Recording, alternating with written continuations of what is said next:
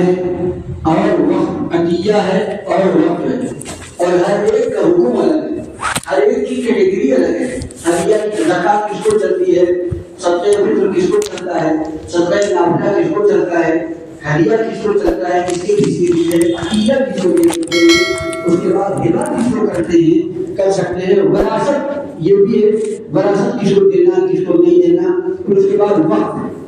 آج کل جو ماحول گرم ہے، جو ماحول چل رہا ہے، یہ وقت کے سلسلے میں بات چل رہی ہے۔ وقت کیا ہے؟ یہ زکات اور صدقے وغیرہ جو ہیں، یہ سب ایک بندہ اللہ کے حکم کی بنیاد پر بندوں کو دیتا ہے۔ حکم تو کس کا پورا ہوتا ہے؟ اللہ کا، اور بندے کی ضرورت کیا ہوتی ہے؟ پوری ہوتی ہے۔ یہ ساری چیزیں، زکات ہے، صدقہ ہے، ہدیہ ہے، عطیہ ہے، ہبہ ہے، یہ وراثت ہے، یہ سب اللہ کے حکم پر بندہ بندے کو دیتا ہے، اور وہ پورا ہوتا ہے اللہ کا، اس لیے اللہ بے شمار ثواب اس کے اخلاص کی بنیاد پر دیتا ہے۔ وقت جو ہے، یہ وقت بھی دینا اور لینا ہے، لیکن وقت بھی آپ اللہ کے حکم پر، یہ وقت ایک ایسی چیز ہے جو آپ اللہ کو دیتے ہیں، اللہ کے بندے اس سے فائدہ اٹھائیں گے، لیکن وقت کس کے نام پہ آئے گا کہ ہم نے اللہ کو دیا۔ زکات ہم نے کس کو دیا؟ بولتے فلاں بندے کو دیا، فلاں کو دیا، فلاں کو دیا، ان کو دیا، ان کو دیا۔ صدقہ کس کو دیا؟ ان کو دیا، ان کو دینا چاہیے، ان کو نہ دینا چاہیے۔ وقت کس کو ہے؟ وقت کا مطلب ہی یہ ہے کہ ہم نے اللہ کو دے دیا، اور وقت میں کیا دے سکتے ہیں؟ جو کچھ مسجد مدرسے میں اور خانقاہ کو قبرستان اور درگاہ مقبرے، یہ ساری چیزیں وقف ہے، یہ سب اللہ کی ملکیت کی۔ مسجد کے اندر زکات کیوں نہیں چلتی؟ اس لیے کہ مسجد کا مالک کون ہے؟ اللہ ہے۔ مسجد کا مالک اللہ ہے، اس لیے کہ مسجد کا، اور زکات کے لیے شرط ہے مالک بنا دینا، کسی کو مالک بنانا ہے، یا پر کسی کو مالک بنانے آتا نہیں، اس لیے زکات کے اوپر مسجد میں دینا جائز نہیں، قبرستان میں دینا جائز نہیں، اور جو بھی چیزیں ہیں وقت کی اس میں دینا جائز نہیں۔ اور جو لوگ حج میں گئے ہوں گے تو دیکھا ہوگا کہ بہت سے لوگ حج اور عمرے کے لیے جاتے ہیں، اور وہاں پر جو چیئرمین لوگ ہیں، کرسی پر بیٹھنے والے لوگ ہیں، وہ کرسی خریدتے ہیں، اور کرسی خریدنے کے بعد اب یہاں کہاں لے کے آنا، لوگ اٹھا کر کے حرم کو دیتے ہیں، پیچھے لکھا رہتا ہے وقت للحرم۔ ویل چیئر بہت سے لوگ خریدتے ہیں، اور اس پر طواف کیا، صحیح کیا، سب کچھ کیا، اور آتے وقت حرم کو دے دیتے ہیں، یعنی وہ کعبہ شریف کا جو سسٹم چل رہا ہے اس نظام کے حوالے کر دیتے ہیں، مینجمنٹ کے حوالے کر دیتے ہیں، اور اس کے پیچھے وہ لوگ لکھوا دیتے ہیں وقت للحرم۔ یہ مسجد ہے، مسجد میں ساری چیزیں مسجد کی، متولی بھی بغیر اجازت کے نہیں لے جا سکتا۔ آپ بولے یار یہ کرسی بہت اچھی لگ رہی ہے، چلو اپنے گھر میں، ہمیں سامنے دکان ہے، دکان میں ایک مہمان آیا، اس کے کھانے چلو مسجد سے لے آؤ۔ اب ہم پوچھیں گے کس سے؟ متولی صاحب سے۔ متولی صاحب کے لیے جائز نہیں، کیوں دینا؟ متولی صاحب بولیں گے کہ ہم پہلے پوچھ لو مفتی صاحب سے یا امام صاحب سے، مولانا صاحب سے، یہ مسجد کی کوئی سامان بغیر دینا جائز ہے نہیں؟ گالیچہ پرانا ہو گیا، اب کیا کرنا ہے؟ بیچنا کہ کسی کو دینا؟ اب متولی جب جماعت کے ٹرسٹی نہیں دے سکتے جب تک کہ فتویٰ نہ لے لیں۔ فتویٰ کا مطلب یہ ہے اللہ سے پوچھنا، فتویٰ لینے کا مطلب یہ ہے اللہ سے پوچھنا۔ تو مسجد کی جو چیزیں ہیں، جو ہے قرآن پاک ہے، آپ کے گھر میں قرآن پاک نہیں، آپ نے سوچا یار میری بہو نہیں آئی ہے اور قرآن پڑھی ہوئی ہے، رمضان آ گیا ہے، چلو قرآن پاک بہو کے لیے خریدیں گے، 250 روپیہ پکڑ کے چلا جائے گا۔ ہماری سمجھ 250 روپیہ پکڑ کے چلا جائے گا، چلو مسجد سے اٹھا لیں اور جا کر کے بہو لے لیں، 2-4 قرآن پڑھ لیں گی۔ اب آپ مسجد میں آئے، متولی صاحب نے پوچھا قرآن پاک لے کے جا سکتے؟ متولی صاحب کو لینے جائیں گے، متولی صاحب پوچھیں گے، پہلے مفتی صاحب سے پوچھ لے مسئلہ، اس کے بعد دینا۔ یہ مسئلہ پوچھنے کا مطلب ہی اللہ سے پوچھ لے پہلے، کیوں؟ اس لیے کہ قرآن جتنا ہے مسجد میں اللہ کا ہے، کتابیں دینی جو ہے اللہ کی ہے، کرسی جو ہے اللہ کا ہے، مائک جو ہے اللہ، سب کچھ مسجد میں لگا ہوا کس کا ہے؟ سب کچھ اللہ کا ہے۔ تو جو چیز اللہ کی ہے اس میں کوئی آدمی مالک نہیں بن سکتا، نہ کسی کی اس میں منمانی چلتی۔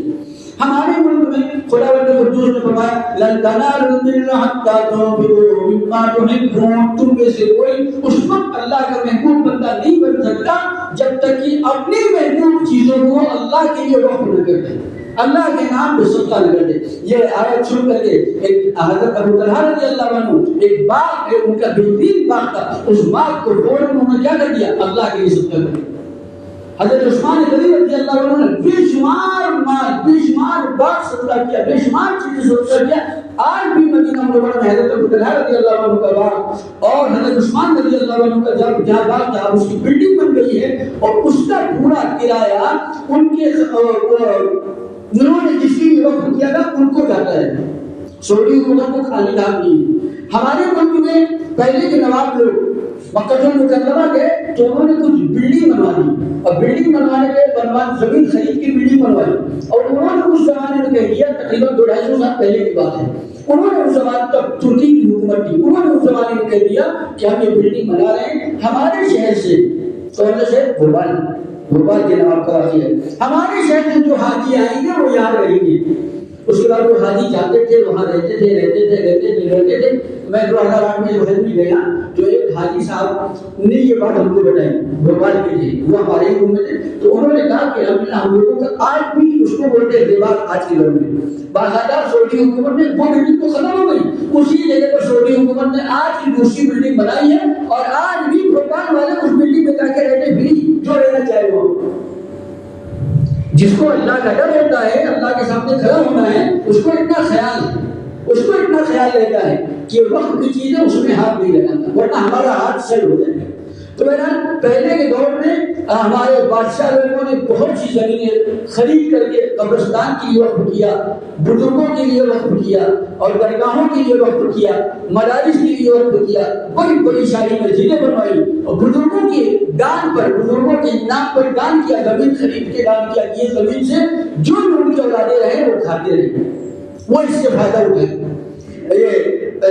کوئی بادشاہ، کوئی نواب کسی اللہ والے کے پاس گئے اور اللہ والے سے دعا کرے اپنے خاص مقصد کے لیے اور ان کے مقصد میں ان کو کامیابی مل گئی. اب کامیابی ملنے کے بعد انہوں نے کیا کر دیا، وہ غیر مسلم ہے، کبھی غیر مسلم ہوتا تھا تو اس نے کیا کر دیا، چلو صاحب 200 ایکڑ 50 ایکڑ 100 ایکڑ 70 ایکڑ یہ اتنا خزانہ ہم یہ بزرگ کو دے رہے ہیں، ان کے نام وقف ہے، ان کے آنے والی نسلیں یا ان کے نام پر جو لوگ ان کی عقیدت مند آئیں گے وہ ان سے فائدہ اٹھائیں گے. اس کو کیا کرتے ہیں، وقف کر دیا ہم نے. اس کے بعد یہ دور یہ چلتا رہا ابھی تک چلتا رہا. ہمارا ملک جب آزاد ہوا، ملک آزاد ہونے کے بعد وقت ایک جب بنا، یہ وقت قانون رہے گا. جتنی بھی بادشاہوں کی مغلیہ دور کی جتنی بھی چیزیں ہیں وہ سب وقت قانون کے دائرے میں آئیں گی اور مسلمان ہی اس کا ادھیکار اس کے پاس رہے گا اور انہیں کی ٹرسٹ رہے گی. ملک کی سطح سے لے کر کے صوبائی سطح اور ضلعی سطح تک وقت میں ایک کمیٹی بنائیں گی اور اس سے نظام چلتا تھا. بہت سے لوگ اپنی مسجدوں کو بنا کر کے وقت کے تابع کر دیتے تھے. بہت سے لوگ اپنی مسجدیں بنائیں لیکن وقت کے تابع نہیں کیا، اس لیے کہ بلا وجہ کیوں اس میں مساوی کرے. میں کولہاپور میں ابھی ایک میٹنگ تھی وکیلوں کی، رمضان سے پہلے ایک میٹنگ تھی، وکیلوں نے میٹنگ بلائی تھی، اپنی جیب خرچ سے اپنا خرچہ ڈال کر کے میٹنگ بلائی تھی اور ان کی میٹنگ بلانے کا مطلب یہ تھا کہ اپنی ہنر کی ایڈورٹائز کرنا. اس کا خلاصہ یہ تھا میٹنگ کا کہ آپ کو بہت زیادہ پریشانیوں میں، دقتوں میں، تکلیفوں میں ڈالا جائے گا آگے اور آپ ہم سے سمپرک کریں، ہم آپ کی پریشانیوں کو، دقتوں کو کیا کریں گے، سالو کریں گے. اب وہ دقت میں کیا دقت، انہوں نے ایک نئی بات بتائی اور اتفاق سے سب مسجد مدرسے والوں نے کہیں اکیلا گیا ہے. اس میں انہوں نے کیا بتایا کہ وقت قانون جو ابھی آیا ہے، ابھی پاس نہیں ہوتا، پاس تو ابھی رمضان میں جو آیا ہے اور پاس ہونے والا ہے، اس کے بعد ایک حکومت اور ایک بھی کرے گی. تو وقت قانون میں اب تک وقت کے ماتحت جتنی بھی درگاہیں، قبرستان، مسجد، مدرسے تھے وہ اس کے ماتحت آ گئے. لیکن جو مسجدیں اور جو مدرسے خود کی پراپرٹی میں بنے ہیں، مثال کے طور پر کئی مرتبہ ایسا ہوا آپ کے کرناٹک مہاراشٹر میں کہ باپ کروڑپتی تھا، بیٹا عالم بن کے آیا تو باپ نے اپنی زمین میں سے تھوڑی زمین دے دیا بیٹے کو، چل بیٹا تو مدرسہ کھول دے تاکہ تو دین کے ماحول میں رہے. باپ کے پاس پیسہ بہت تھا، مال بہت تھا، زمین خریدا اور اپنے ماں کے نام سے، باپ کے نام سے، دادا کے نام سے ایک مسجد بنوا دیا. ایسی بہت سی مثال ہے نا. تو انہوں نے یہ کہا اس میٹنگ میں کہ وہ مسجدیں جو خارجی لوگوں نے بنوائی ہیں بغیر کسی چندے کے، وہ وقت وغیرہ تو نہیں کیا، بغیر کسی چندے کے خارجی آدمی نے جو مسجد یا مدرسہ وغیرہ جو بنوایا ہے وہ بھی وقت کے تحت ٹارگٹ گورنمنٹ کرنے والی ہے آگے جا کر کو. اور اس کے بعد اس میں بھی ایک ذمہ دار رہے گا، ایک ہی متولی رہے گا اور ٹیسٹ وغیرہ کچھ نہیں رہے گی. اور اس متولی کو جو جیسا کلیکٹر، قانون میں یہ تو یہ ہے کہ کلیکٹر وقت کی جائیداد کا مالک ہوگا. مثال کے طور پر ابھی جیسے میں نے کہا کہ آئندہ آنے والے دور میں کہ اگر کوئی غیر کا آدمی کھڑا ہو گیا اور کہہ دے گا یہ مسجد جو ہے میرے پردادا نے مسجد بنانے کے لیے دیا تھا، جیسے میں نے کہا نا کہ اللہ والوں کی دعاؤں کا اثر ہوا تو زمین دے دیا اٹھا کر کے مسجد کو یا مدرسے کو یا قبرستان کو، تو ایسا کوئی بندہ کھڑا ہوگا اور کلیکٹر کے پاس جائے گا، ایک نوٹس دے گا کہ صاحب یہ زمین جو ہے اس کی تحقیق کی جائے، یہ زمین ہمارے پردادا کی ہے اور ان کی چھینی ہوئی ہے، قبضہ کی ہوئی، اس پر انہوں نے مسجد بنایا. کلیکٹر کیا کرے گا؟ چوکسی بولے گا، چوکسی کریں گے، لیکن چوکسی بعد میں کرے گا، پہلے کیا کرے گا؟ اس مسجد کو سیل کر دے گا. اسلام کا قانون کیا ہے کہ اگر کسی آدمی نے دعویٰ کیا کہ فلاں نے میرا مال چوری کیا ہے تو اسلام میں یہ ہے کہ اس کی تحقیق کی جائے گی، اس کے بعد ہاتھ کاٹا جائے گا. ارے بھائی سنیے نا، ایسا نہیں پہلے ہاتھ کٹے گا بعد میں تحقیق ہوگی. ہمارے ملک کا قانون کیا ہے؟ پہلے ہاتھ کٹے گا بعد میں تحقیق ہوگی. اب اگر تحقیق ہونے کے بعد معلوم یہ ہوا یہ بیچارہ نیلوڑ سے چوری کیا ہی نہیں، اس نے تو بھر ہی نہیں دیا، اب بتاؤ آپ اس کا ہاتھ واپس کیسا دیں گے؟ ارے ادھر 15-20 سالوں میں 18 سالوں میں جتنے بیچارے ہمارے نوجوان علماء اور بہت سے نوجوان جیلوں میں جو ڈالے گئے ہیں ویسے تو سب نردوش باعثت بنی ہوئے 10 سال 12 سال 8 سال جیل میں کی سلاخوں کے پیچھے رہ کر کے. یہ بتائے کوئی کہ ان 8 سالوں میں بھرپائی کیا ہوگی؟ ان 10 سال کا نقصان کون دینے والا ہے اس کو؟ لیکن تحقیق بعد میں ہوئی اور سزا پہلے ہوگی. تو ایسے ہی یہاں پر ہوگا کہ جو کلیکٹر کہے گا کہ ٹھیک ہے چوکسی کرے گا، اور چوکسی کرنے سے پہلے مسجد سیل کر دے گا. 6 مہینہ سال بھر بعد کلیکٹر کے ہاتھ میں آنے کے بعد یہ ہوگا کہ کلیکٹر فیصلہ سنا دے کہ ہاں یہ بابا تمہارا دعویٰ صحیح تھا، یہ مسجد کی جگہ تمہاری ہے، اور وہ بلڈوز لا کر کے بلڈوز کر دی جائے گی مسجد اور ان کے حوالے کر دی جائے. اور یہ باقاعدہ آج یہ بات ہو رہی ہے، انہوں نے کہا ہے اور ہم کہہ رہے ہیں. آپ نے سنا یار مفتی صاحب بولے ایسی یہی بیان سنی، کہاں کا یہ سب ہوتا ہے؟ یہ باقاعدہ پری پلان ہو رہا ہے اور ہو چکا ہے. اس کے لیے مثال ہمارے سامنے موجود ہے سمرقند اور بخارا کی. سمرقند اور بخارا میں جب کمیونسٹوں کی حکومت آئی ہے تو انہوں نے مساجد جتنی بھی وقت کی جگہ تھی اس کو پہلے اپنے حکومت کے تابع لیا، اور حکومت کے تابع لینے کے بعد پھر انہوں نے نئے قانون لانے شروع کیے. انہوں نے بالکل ایسی سیم کاپی وہاں چلی تھی. اور یہ حضرت ہمارے جو بڑے حضرت ہیں ہمارے ملک کے، یہ 4 سال شروع میں جو پورے دورہ کیا انہوں نے پوری دنیا کا کوئی دورہ کر کے یہ سارے پوائنٹ وہیں سے لے کے آئے ہیں کہ مسلمانوں کو کیسے ختم کرنا، اسلام کیسا ختم کرنا، ان کو کمزور کیسا کرنا. پھر وہ پوائنٹ ٹو پوائنٹ یہاں پر گیم کھیل رہے ہیں. اللہ ان کے سارے گیموں کو، ان کے سارے پلانوں کو فیل فرمائے. تو یہ کمیونسٹوں نے ایسے ہی کیا کہ مسجدوں کو، سارے مدرسوں کو وقف کر دیا، اور اس کے بعد کبھی بھی کوئی دعویٰ کرتا ہے کہ صاحب یہ مسجد ہماری ہے، کوئی عیسائی دعویٰ کرتا تھا، یہودی دعویٰ کرتا تھا، فوراً اس کے حوالے کرتے تھے اور اس مسجد میں لاگ لگ جاتا تھا. کچھ مسجدیں بچ گئی، بہت سی مسجدوں میں اسی طرح لاگ ہوا اور لاگ ہونے کے بعد کچھ دن میں عیسائیوں کے حوالے کر دی گئی اور ان کی عبادت اس میں شروع ہو گئی. کچھ مسجدیں ایسی تھیں جو مسجدیں مسلمان سارے دستاویز، سارے تاریخی کاغذات کے ساتھ اپنا ثابت کر دیا، تو وہ اچانک آتے تھے اور کہتے تھے یہ مسجد میں ہمارا آدمی عیسائیت کا بیان ہوگا. اور عیسائی بیان کرتا تھا بعد میں مسلمانوں سے کہتے تھے جتنے مخلص مسلمان، کٹر مسلمان، وہ کہتے تھے جو جتنے کٹر مسلمان ہیں ان کا الگ نام رکھا تھا، وہ الگ ہو جائے، باہر نکل جائیں، اور ان کو چھانٹ کر کے باہر نکال دیا جاتا تھا. اور باہر نکالنے کے بعد کیا ہوا؟ ان کو جو ہے غائب کر دیا جاتا تھا. کبھی کبھی قتل عام کر دیا جاتا تھا، ان کو گولی مار دی جاتی تھی جب ان کو غائب کر دیتے تھے. کچھ مسلمان باقی بچتے تھے کہ یار ہم اللہ کو، رسول کو، نماز کو نہیں چھوڑیں گے چاہے کچھ بھی ہو. اور وہ مسجد آ گئے تو مسجد آنے کے بعد ان کے اوپر ٹیکس لگا دیا گیا کہ اگر آپ نماز میں آتے ہیں تو آپ کو ماہانہ اتنا ٹیکس دینا پڑے گا نماز پڑھنے میں. اب وہ ٹیکس نہیں دے پا رہے ہیں تو مالداروں نے کہا ٹھیک ہے تمہاری طرف سے ہم ٹیکس بھریں گے. مالدار لوگ ان کی طرف سے ٹیکس بھرتے تھے تو مالداروں کی چوکسی کی گئی. ان کے بعد مالدار زیادہ جو ٹیکس بھر رہے ہیں ایک ایک نماز کے پیچھے، مالداروں کی چوکسی کی گئی. معلوم ہوا ان کے بعد تو بہت بڑا خزانہ ہے، ان کو آرش کر دیا گیا جیل میں. یہ غریب مسلمان جو بچے تھے پکے مسلمان اب یہ ٹیکس نہیں بھر پا رہے ہیں تو ان کو مسجد سے بے دخل کر دیا، مسجد بند ہو گئی. مسجد بند ہو گئی. اب مسجد بند ہو گئی, کچھ دنوں کے بعد یہ ہوا کہ صاحب یہ مسجد اور ویران پر یہ کچھ نہیں ہے, عیسائی نے کسی اور نے کہہ دیا صاحب اس کو ہمارے حوالے کو ہم یوز کرو, مس یوز کریں. اس کے بعد انہوں نے کسی نے ہسپتال بنایا, کسی نے گیم کھیلنے کی جگہ بنا دیا, کسی نے کچھ استعمال کر لیا, کسی نے کچھ استعمال کر لیا. اس طرح باقاعدہ پری پلان اسلام اور اسلامی چیزوں کو انہوں نے ختم کر دیا. ہمارے ملک میں بھی یہی گیم چل رہا ہے. وَأَنَّ الْمَسَاجِدَ لِلَّهِ فَلَا تَدْعُوا مَعَ اللَّهِ. خداوند قدوس نے فرمایا اے لوگوں یاد رکھو مسجد کس کی ہے؟ اللہ کی ہے. مسجد اللہ کی ہے. مدرسے اور مساجد یہ مسلمانوں کی اسلام کی پہچان ہے. یہ ہماری اولاد کی تشخصات کی پہچان ہے. یہ ہماری اسی لیے آپ سفر کرتے ہوں گے تو دیکھا جائے بہت مرتبہ ایسا ہو رہا ہے مسجد کا ہے, مسجد کا ہے, مسجد اور دیکھو مینار دے رہا ہے.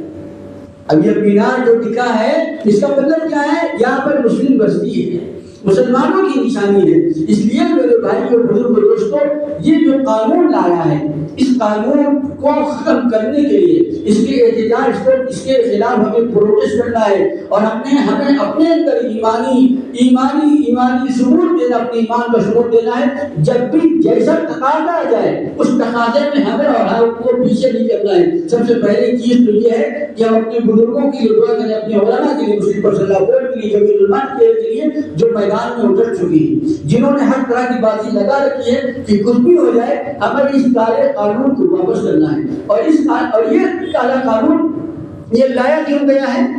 یہ لایا اس لیے گیا ہے کہ صاحب ہمارے پاس گھر میں کچھ نہیں.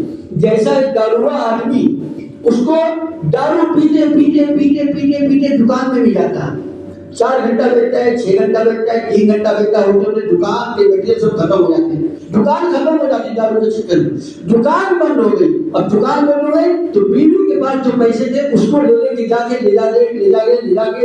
ختم کر دیتا ہے. اب اس کے بعد پھر کیا کرتا ہے؟ پھر گھر کے سامان بیچنا شروع کرتا ہے. یہ بیچ دے, وہ بیچ دے, وہ بیچ دے, وہ بیچ دے, وہ بیچ دے, اور بیچ کے کیا کرتا ہے؟ اپنا نشہ پورا کرتا ہے. اللہ ایسے ظالموں سے ہمیں فوراً ان سے پیچھا چھوڑائے کہ ایسے ہی آج کے یہ عیاش لوگ ہیں, ان کو اپنی کرسی کے نشے میں یہ سب کچھ بیچ چکے ہیں. ایئرپورٹ بیچ چکا ہے, سینکڑوں ٹرینیں بیچ چکے ہیں, ریلوے اسٹیشن بیچ چکے ہیں.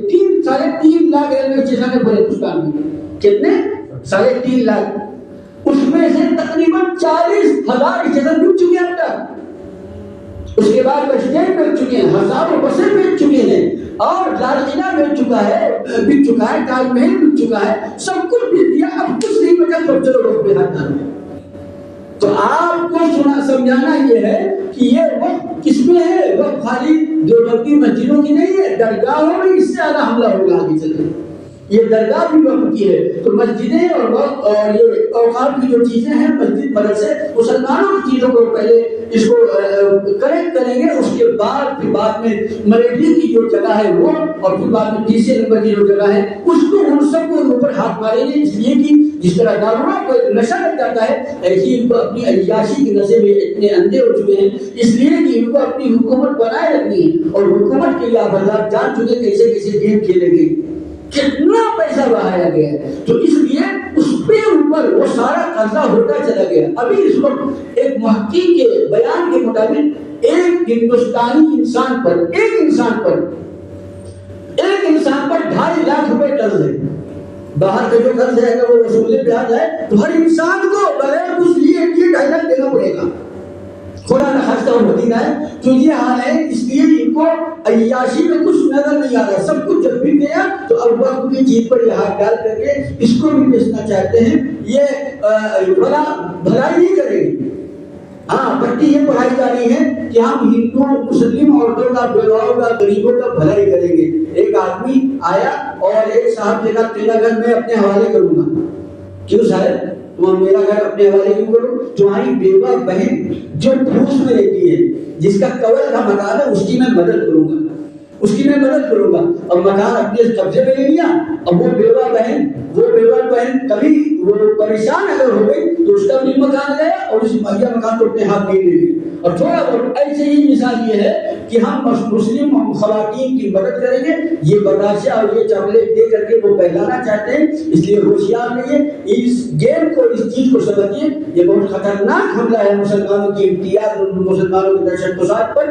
اس لیے خوب تن من دھن سے اس احتجاج میں، اس کے خلاف جو بھی ہمارے علماء کی طرف سے، بزرگوں کی طرف سے جو بھی کال آئے گی، مسلم پرسنل لا بورڈ کی طرف سے جتنے تقاضے آئیں گے، اس پر ہمیں اور آپ کو لبیک کرنا ہے۔ جتنا زیادہ ہمارا احتجاج منظم ہو، مضبوط ہو، مؤثر ہو، جتنا زیادہ منظم کا مطلب یعنی سسٹمیٹک، بالکل ڈسپلین کے ساتھ، کوئی ایسا غیر کا آدمی اس سے غلط فائدہ نہ اٹھانے پائے، ڈسپلین کے ساتھ ہو اور مؤثر ہو، اثردار ہو، غیر پر اس کا اثر پڑے، روک پڑے اور مضبوط ہو۔ خوب جتنا زیادہ ہمارا احتجاج مضبوط ہوگا، انشاءاللہ ثم انشاءاللہ ضرور بھی ضرور ذلت کے ساتھ اللہ وہ دن لائے گا کہ ذلت کے ساتھ یہ اس بل کو واپس لیں گے۔ جب تک واپس نہیں لیں گے، ہمارے علماء نے یہ تہیہ کر لیا، ارادہ کر لیا ہے کہ ہم اس کے خلاف پرزور احتجاج پورے ملک میں چلائیں گے، اور یہ وقت کا حملہ صرف مسلمانوں کے لیے نہیں ہے بلکہ ساری قوموں کی جو لوگوں کی جائیدادیں ہیں، پراپرٹیاں ہیں، ہر قوم اور مذہب میں کچھ چیزیں ہیں، بعد میں ایک کے بعد ایک لیں گے۔ یہ بھوکے شیر ہیں، ان کو کچھ نہیں ہے۔ بھائی میں ابھی آج کہہ رہا تھا کہ جناب یہ تو حامان، شداد، قارون سے بھی خطرناک لوگ، ہاں پہلے کے جو بادشاہ تھے انہوں نے صرف اپنے دشمن کی وجہ سے، اپنے دشمن نبی اور نبی کے حواریین ان کے دشمن تھے، ان کو ہی تکلیف دیا۔ اگر جو ہے فرعون ایسے ہی کیریئر ہوتا تو یہ کہہ دیتا تھا جو بھی عورت حاملہ ہوگی، جس کا بچہ ہوگا ہم اس کے گردن مار دیں گے۔ تو اب کوئی عورت حاملہ ہی نہ ہوتی، نہ بنی اسرائیل کی ہوتی، نہ فرعون کے قوم کی ہوتی، لیکن اس نے کیا، اس نے بیچارے نے یہ گیم نہیں کھیلا، اس نے بنی اسرائیل کا باقاعدہ اعلان کیا، اور انہوں نے کیا کیا، یہ صاحب اپنے کرسی کی حفاظت کے لیے اپنے ہزاروں لوگوں کی جان چلی جائے، چاہے پلوامہ کرا لو اور آتنکی حملہ کچھ بھی کرا لو، لیکن صاحب اپنی کرسی اور اپنی حکومت بچی لینا۔ جہاں پر بھی جب بھی حکومت کی کرسی ہلنے والی رہتی ہے، ایسے ہی کچھ نہ کچھ حادثے ضرور رونما ہو جاتے ہیں۔ آپ حضرات نے بہت سی طرح بات کیے ہوں گے، جب بھی حکومت کے خلاف کوئی بہت مضبوط آواز اٹھی ہے، تو ابھی جو قصہ ہوا نا دو دن پہلے آتنکی حملہ، ایسے ہی کچھ نہ کچھ واردات ضرور ہوگی پورے دیش میں، اور فوراً یہ لوگوں کے دلوں میں بٹھانے کے لیے کہ دیکھو تم ان کے سپورٹ میں آنا، اور جو تمہارے دشمن ہے جی، یہ تو یہ پوچھ، ان کا آدمی تو یہ کہہ رہا ہے کہ کلمہ پڑھ، اور کلمہ نہیں پڑھ گیا تو مار دیا، ان کا آدمی تو یہ ایسا حملہ کر رہا ہے کہ نہ پوچھتا ہے۔ اس لیے میرے بھائیوں بزرگوں دوستوں، پہلی چیز تو یہ ہے کہ اپنے علماء کی آواز میں آواز ملائیں۔ دوسری چیز ان کی عمر میں برکت کے لیے، ان کی تحریک کو مضبوطی کے لیے دعا کریں۔ تیسری چیز، تھانوی رحمۃ اللہ علیہ سے کسی نے پوچھا، ایک وقت ایسی آیا تھا، ایسی بل پاس ہوا تھا، اور وہ حضرت تھانوی سے پوچھا تو حضرت تھانوی نے فرمایا ما اصابکم من مصیبۃ فبما کسبت ایدیکم ویعفو عن کثیر، جو کچھ بھی تمہارے اوپر حالات آتے ہیں، انفرادی حالات مصیبت آئے تو بھی اللہ کی جانب سے، اور اجتماعی مصیبت آئے تو بھی اللہ کی جانب سے ہے، اللہ کی جانب سے ہے، جو تمہاری ایمان کی آزمائش ہے۔ اب اس وقت میں اللہ سے مدد طلب کرو، جو قانون ہے قانون کے دائرے میں جنگ بھی لڑو، لیکن قانون کے ساتھ ساتھ لڑنے کے ساتھ ساتھ اللہ سے مدد بھی طلب کرو۔ اللہ سے مدد طلب کرنے کا سب سے آسان طریقہ حضرت اللہ نے یہ فرمایا کہ ہر آدمی روزانہ لا حول ولا قوت الا باللہ، یہ عرش کے خزانے میں سے ایک کلمات ہے، یہ بھی اللہ کے عرش کے خزانے میں یہ بھی ایک کلمہ آیا ہے، تو اللہ کے رسول نے فرمایا اس کے ذریعے سے اللہ بندے کی حاجت کو لپٹ کر کے دوڑ کر کے پورا کرتے ہیں۔ تو جو کوئی ہر مسلمان 500 لا حول ولا قوت الا باللہ پڑھے، اور پڑھنے کے بعد اس کو اللہ کی طرف رجوع ہو، خداوند قدوس نے فرمایا یا ایھا الذین آمنوا اذا لقیتم فئۃ فاثبتوا واذکروا اللہ کثیرا لعلکم تفلحون۔ اے ایمان والو،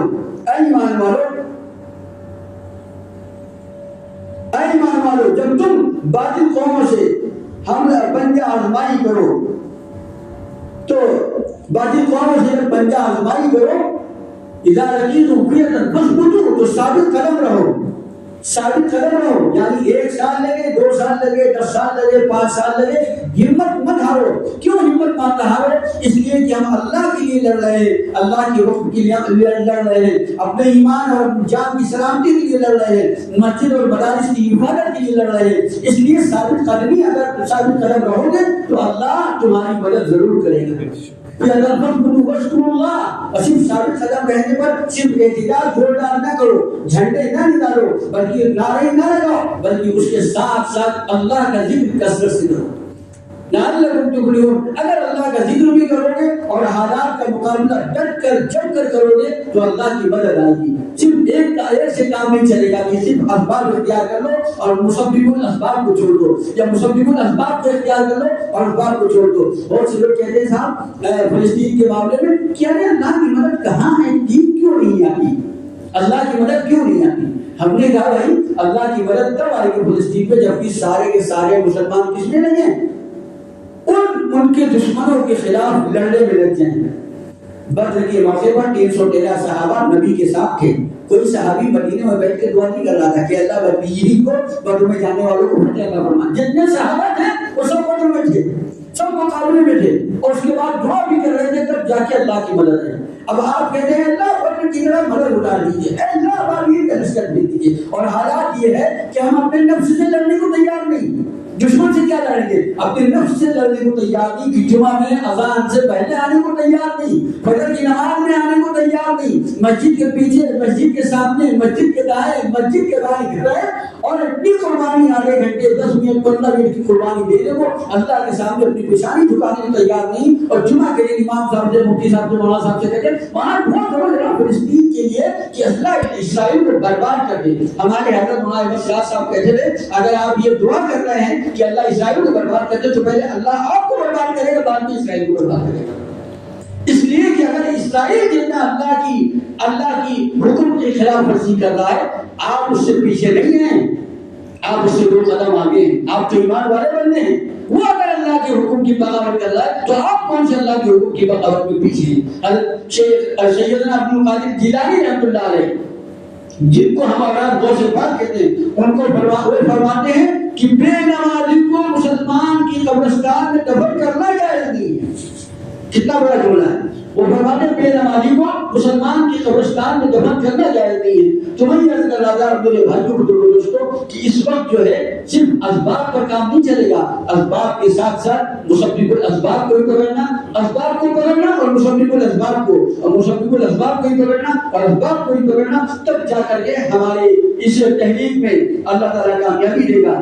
جس کے حوالے سب نے کیا تھا وطن عظیم, جس کے حوالے سب نے کیا تھا وطن عظیم, خنجر چلا رہا ہے وہی اعتماد پر.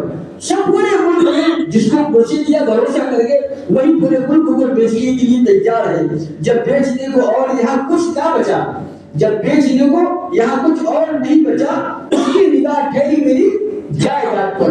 اب اس کی سب کچھ بک گیا ہے, اب صرف جو بچا ہے وہ ہماری جائیداد ہے. اس لیے اپنی جائیداد, اور یہ جائیدادیں, یہ وقت کی چیزیں, یہ ہماری ایمان کی پہچان ہے. اس لیے اس کی حفاظت ہمارے اولاد کی کرنے کی ذمہ داری ہے. ابھی 30 اپریل, آج 25 اپریل ہے, 30 اپریل کو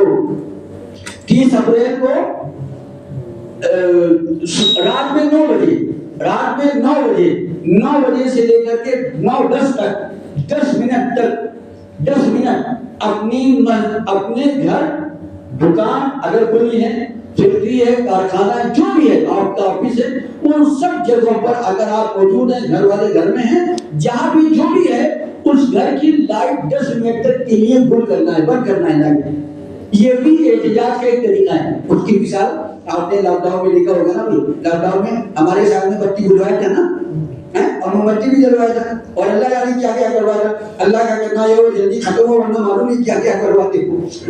تو اس لیے 10 منٹ کے لیے لائٹ بند کرنا ہے.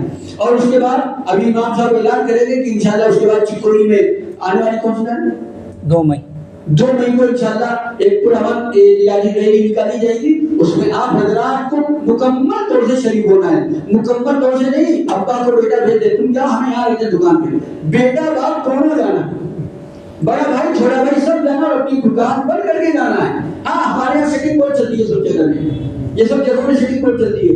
اس لیے اپنی ذات کی ضرورت کو ضروری سمجھتے ہوئے, اپنی شرکت کو ضروری سمجھتے ہوئے اس میں شریک ہونے کو یقینی بنائیں. اور یہ لائٹ گل کرنے کا جو احتجاج ہے یہ بھی ایک احتجاج کی ایک شکل ہے.